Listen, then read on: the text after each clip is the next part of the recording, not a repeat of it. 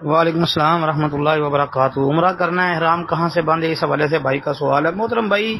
بات یہ ہے کہ اگر تو ایک بندہ ریاض سے چلا ہے اور اس کا ارادہ ہے کہ میں نے عمرہ کرنا ہے، پھر تو اس کو چاہیے کہ وہ میقات سے احرام باندھے۔ اور ریاض والوں کا میقات جو ہے، یعنی جو اہل نجد ہیں، ریاض وغیرہ، اور ادھر سے آنے والے جو ہیں احباب، ان کا میقات جو ہے وہ ہے کرن المنازل، جس کا آج کل نام جو ہے السیل الکبیر یہ ہے، اور یہ مکہ مکرمہ سے تقریباً 78 کلو میٹر کے فاصلے پہ ہے۔ یہ تو ریاض سے آنے والے احباب جو ہے وہ اس میقات سے، یعنی کرن المنازل موجودہ نام جو السیل الکبیر ہے، وہاں سے وہ احرام باندھے جی، اگر ان کا عمرے کا ارادہ ہے، ٹھیک ہے۔ اسی طرح جس طرح آپ نے پوچھا کہ وہ مدینے سے آ رہا ہے، تو پھر اگر وہ مدینے سے نکلا ہے اس کا ارادہ عمرہ کرنے کا، تو مدینے سے باہر تقریباً یہ جو ہے نا تقریباً کوئی 6 کلو میٹر کے فاصلے پر یہ جی ذوالحلیفہ جی، اور اس کو وادی عقیق بھی کہتے ہیں، تو ادھر سے یہ احرام باندھے گا۔ پھر اس کے علاوہ تیسری بات، اگر اس کا بالکل کوئی ارادہ نہیں تھا اور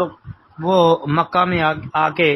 وہاں اگر ٹھہر گیا ہے، اس نے وہاں رہائش اختیار کر لی ہے، رہائشی بن گیا ہے، 2 دن 4 دن ہفتہ ادھر ہی رہا ہے، اور ادھر رہتے ہوئے اگر اس کا ارادہ بن گیا کہ عمرہ کر لوں، تو پھر وہ جس جگہ ٹھہرا ہوا ہے اپنے ہوٹل وغیرہ کے اندر، اپنی جگہ رہائش گاہ جو بھی ہے، تو وہ وہاں سے ہی احرام باندھ کے عمرہ کر سکتا ہے جی۔ صحیح بخاری وغیرہ کے اندر اس کی دلیل موجود ہے۔ اور بعض صحابہ جو ہے ان سے یہ بھی ملتا ہے کہ جب وہ عمرے کا ارادہ کرتے تو وہ جو ہے باہر نکل جاتے، یعنی مکہ سے باہر، حتیٰ کہ ذوالحلیفہ جو اہل مدینہ کا میقات ہے وہاں پر آ جاتے، جس طرح کہ عبداللہ بن عمر اور عبداللہ بن زبیر رضی اللہ تعالیٰ عنہما کے متعلق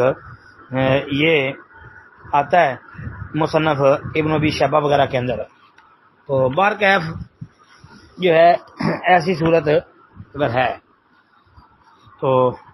باہر سے بھی یہ احرام باندھا جا سکتا ہے۔ اگر کوئی بندہ باہر سے آ رہا ہے، مثلا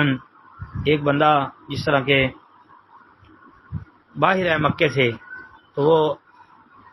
آ رہا ہے اور وہ کہتا ہے کہ میں عمرہ کر لوں، تو یہ جو چیزیں میں نے عرض کی ہیں ان کو سامنے رکھ لیں، انشاءاللہ انہی کے اندر جو ہے وہ دلائل کے روح سے باتیں موجود ہیں۔ السلام علیکم ورحمۃ اللہ۔